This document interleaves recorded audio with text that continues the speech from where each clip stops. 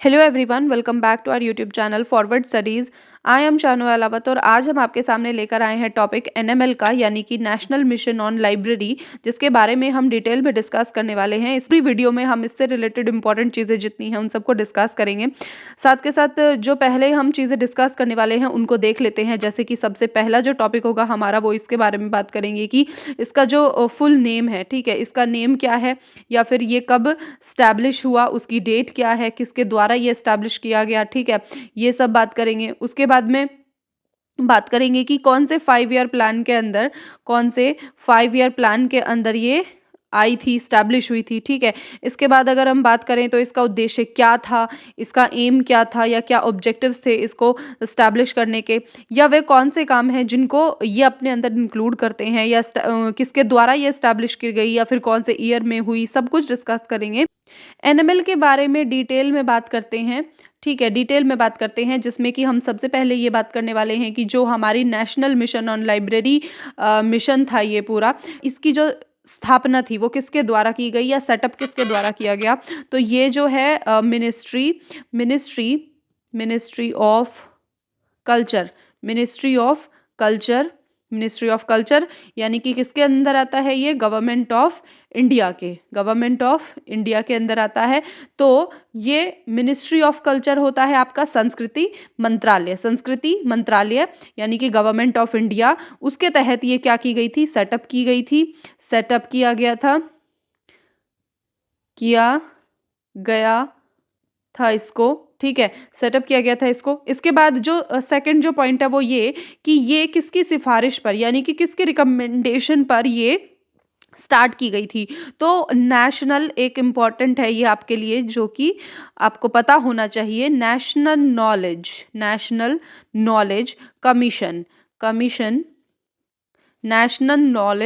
Commission की recommendation पर, ठीक है, रिकमेंडेशन पर ये क्या की गई थी, शुरुआत की गई थी इसकी, ठीक है। इन्होंने क्या कहा, इन्होंने कहा कि लाइब्रेरी के डेवलपमेंट के लिए, उसके इम्प्रूवमेंट के लिए, या फिर उसको मैनेज करने के लिए, उनकी सभी चीज़ों की देखरेख करने के लिए इसको क्या किया गया था, इसकी शुरुआत की गई थी, ठीक है। ये किसके द्वारा की गई थी और किसकी सिफारिश के तहत की गई थी, नेशनल नॉलेज कमीशन, इसकी सिफारिश के तहत इसको शुरू किया गया था। इसी के आगे बात करें कि जो हमारी नेशनल मिशन लाइब्रेरी है, इसको मिनिस्ट्री ऑफ कल्चर, यानी कि जो गवर्नमेंट ऑफ इंडिया के अंदर मतलब स्थापित की गई थी। और इसकी जो एस्टैब्लिशमेंट डेट थी वो क्या थी, 4 मई, यानी कि 4 मई 2012, ठीक है। इसकी क्या थी, स्टैब्लिशमेंट डेट थी, स्थापना दिवस है वो कौन सा था, 4 मई 2012, ठीक है। इसके साथ साथ एक और इम्पॉर्टेंट चीज़ जो जुड़ जाती है कि डेट हमने बता दी, लेकिन किसके द्वारा ये लॉन्च की गई थी। तो NML was launched by president कौन थे, 2012 में प्रणब मुखर्जी, ठीक है, मिस्टर प्रणब मुखर्जी, ठीक है। ये हमने कंप्लीट किया यहाँ से।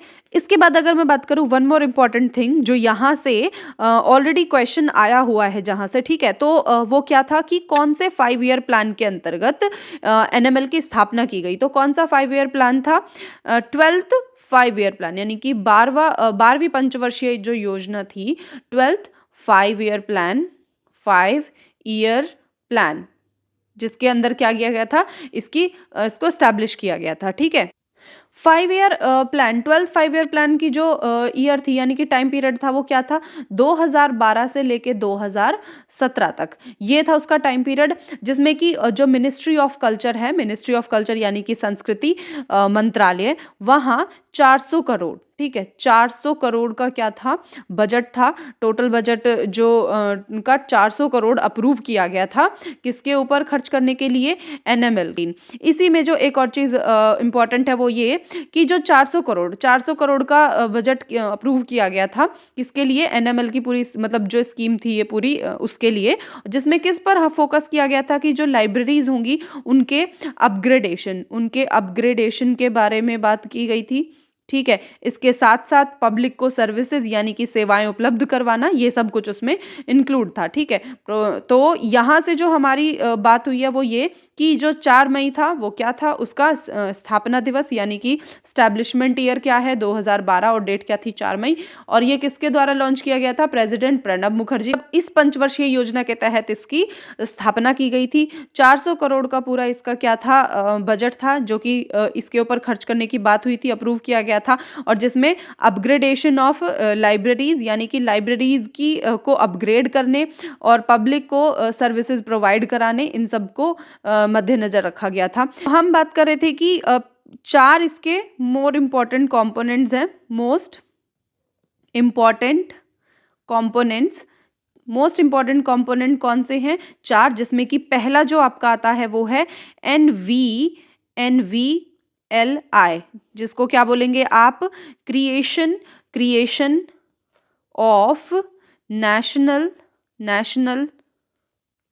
ऑफ नेशनल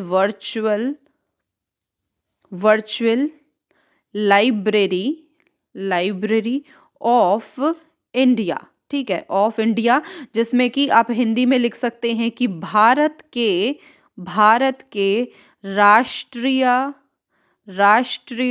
आभासी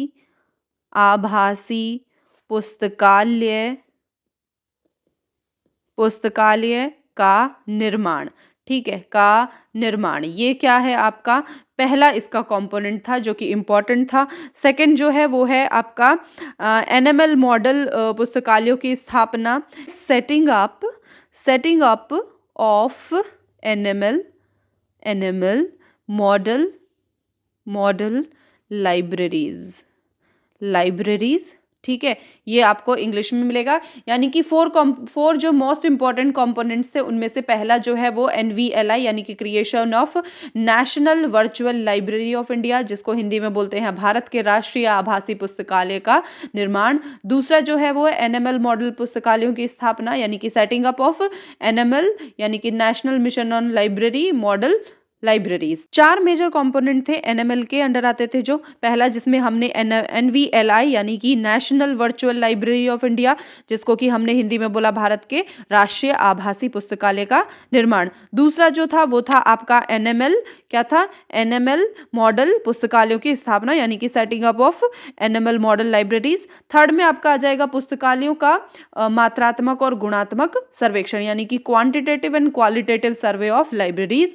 फोर्थ में है आपका क्षमता निर्माण यानी कि कैपेसिटी बिल्डिंग। 4 जो मेजर कंपोनेंट थे एनएमएल के, उनमें से पहला जो है वो है NVLI यानी कि नेशनल वर्चुअल लाइब्रेरी के बारे में इसमें बात की गई थी। इसके कुछ इंपॉर्टेंट जो फीचर्स थे, या इसके पहले में बात करें कि इसका उद्देश्य क्या था। इसका उद्देश्य था कि जो भारत के डिजिटल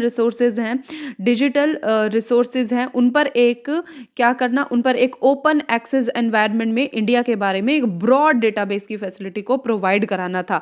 ठीक है, इसके साथ साथ इसके जो मतलब इम्पॉर्टेंट फीचर हैं उनमें से आप देख सकते हैं, जैसे कि पहला जो है वो है वर्चुअल लर्निंग एनवायरनमेंट। ठीक, सेकंड आप देख सकते हैं कि जो डेटा एनालिसिस की फैसिलिटीज प्रोवाइड कराने वाले जो ई-गवर्नेंस प्लेटफॉर्म होते हैं उनके बारे में। ठीक है, तो इसमें जो आपका इंपॉर्टेंट फीचर है वो ये 2 की वर्चुअल लर्निंग एनवायरनमेंट और डेटा एनालिसिस की फैसिलिटीज प्रोवाइड कराने वाले ई-गवर्नेंस प्लेटफॉर्म। इसमें जो हमने उद्देश्य के बारे में बात की थी कि जो डिजिटल रिसोर्सेज पर एक ओपन एक्सेस एनवायरनमेंट में इंडिया के बारे में क्या करना, एक ब्रॉड डेटाबेस की फैसिलिटी को प्रोवाइड कराना। सेकंड जो कंपोनेंट था वो था setting up of NML model libraries, जिसमें कि मॉडल लाइब्रेरीज के एस्टैब्लिशमेंट से जो मिनिस्ट्री ऑफ कल्चर है उनके अंडर 6 लाइब्रेरीज और कुछ 35 स्टेट सेंट्रल लाइब्रेरीज, उसके बाद 35 डिस्ट्रिक्ट लाइब्रेरीज एक्सेट्रा, इस तरह से इनके अंदर ये आ रही थी।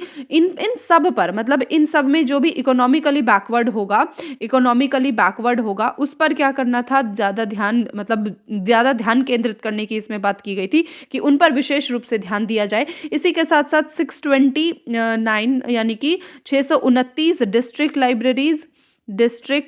लाइब्रेरीज को नेटवर्क कनेक्टिविटी दी जाएगी। इस बारे में जो सेकंड आपका कंपोनेंट है इसके बारे में बात की गई थी। थर्ड कंपोनेंट देख लेते हैं। इसमें आपके क्वांटिटेटिव और क्वालिटेटिव सर्वे के बारे में बात की गई थी, यानी कि जो 5000 लाइब्रेरीज थी, 5000 लाइब्रेरीज के सर्वे से इंडिया में जो भी मतलब लाइब्रेरीज का डेटा रेडी करने के लिए लाइब्रेरीज की क्वांटिटेटिव और क्वालिटेटिव सर्वे को किया जाएगा। फोर्थ कंपोनेंट में बात की गई थी कि लाइब्रेरी में काम करने वाले जितने भी लोग हैं उनकी जो प्रोफेशनल कॉम्पिटेंसी है उनको एनहेंस किया जाए। ठीक है, तो जो इसमें क्या बात की गई थी कि जो प्रोफेशनल प्रोफेशनल कॉम्पिटेंसी है उसको क्या किया जाए, एनहांस किया जाए, एनहांस किया जाए।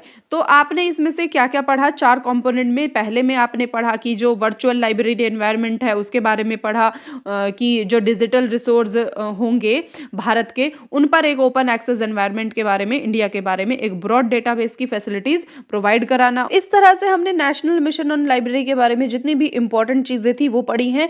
जैसे फटाफट से एक बार देखते हैं कि हमने आज की क्लास में क्या क्या पढ़ा है। हमने पढ़ा कि इसकी फुल फॉर्म क्या है, एनएमएल की, नेशनल मिशन ऑन लाइब्रेरी। इसके बाद ये किसके अंडर सेटअप हुई, यानी कि मिनिस्ट्री ऑफ कल्चर, संस्कृति मंत्रालय के तहत इसका सेटअप किया गया। उसके बाद जो नेशनल नॉलेज कमीशन है उसकी रिकमेंडेशन पर, उसकी सिफारिश पर इसको शुरू किया गया।